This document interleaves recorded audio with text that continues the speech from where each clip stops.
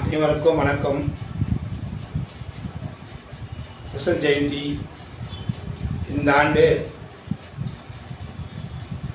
ஆடி மாதம் கடைசி நாள், அதாவது 16/8/2025 வருகிறது.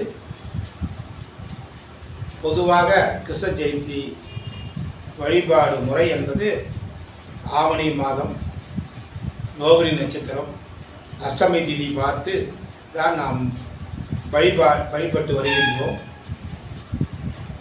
இந்த ஆண்டு சற்று மாறுதலாக ஆடி கடைசி நாள்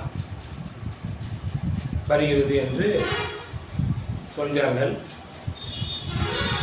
அன்று அஷ்டமி திதி மட்டும் இருக்கும், மாதம் மாறி இருக்கும்.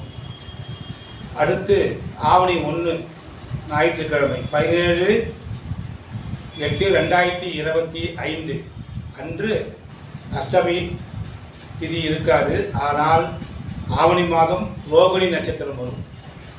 அந்த நாளை கூட நாம் நம் குலக்கடவுளோ கிருஷ்ண ஜெயந்தி விழாவை கொண்டாடி கொள்ளலாம். அஷ்டமி திதி, ஆவணி மாதம், ரோகிணி நட்சத்திரம் மூன்றும் கலந்து வருவது அடுத்த மாதம் செப்டம்பர் 14/9/2025.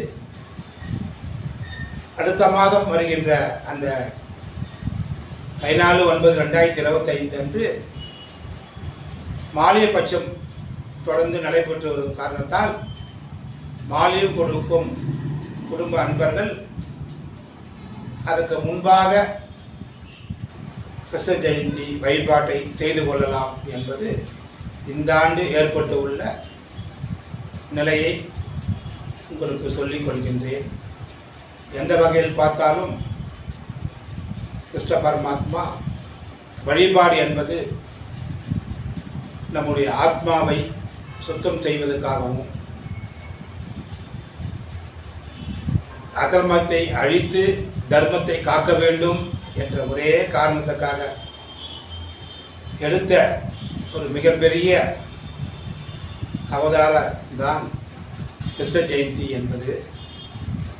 இதை எல்லோரும் கொண்டாடலாம். குறிப்பாக யாதவ இன மக்கள்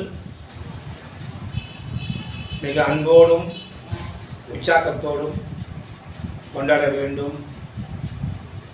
இதற்கு நெய்வேத்தியமாக தெய்வத்துக்கு பால், தயிர், வெண்ணெய், நெய், மோர், அவல் இது முக்கியமாக வைத்து வணங்க வேண்டும்.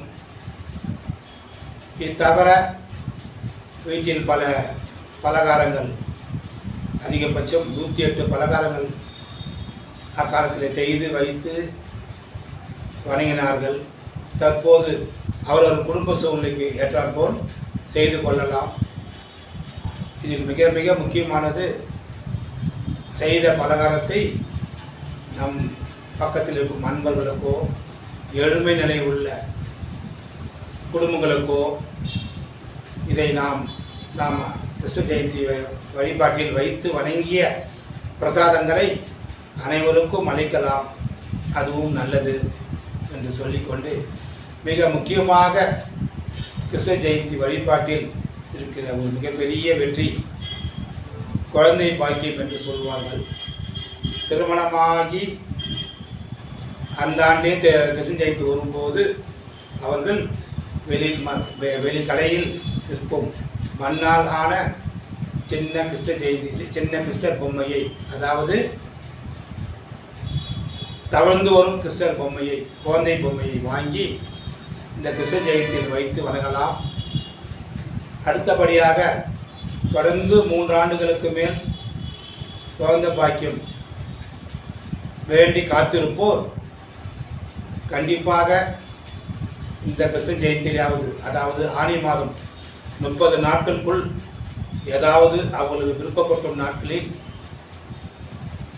குழந்தை கிருஷ்ணரை, தவழ்ந்து வரும் கிருஷ்ணரை வைத்து வணங்கினால் கண்டிப்பாக அடுத்த கிருஷ்ண ஜெயந்திக்குள் நம் வீட்டில் கிருஷ்ண பரமாத்மா தவழ்ந்து வருவார் என்பது எக்காலத்துக்கும் உண்மை. அதை நானும் அனுபவித்து இருக்கின்றேன். என்று கூறிக்கொண்டு உலக மக்கள் அனைவருக்கும் எல்லா வளமும் நலமும் ஆரோக்கியமும் சிறப்பும் சந்தோஷமும் திருமணம் தடை நீங்கி வாழ்வாங்கு வாழ வேண்டும் என்று வேண்டி எல்லா வல்ல கிருஷ்ண பரமாத்மாவை ஆசியோடு அனைவருக்கும் கிருஷ்ண ஜெயந்தி வாழ்த்துக்கள். காட்பாடியிலிருந்து விஎல் முருகதரை யாதவர். நன்றி. நல்லதே நினைப்போம், நல்லதே நடக்கும்.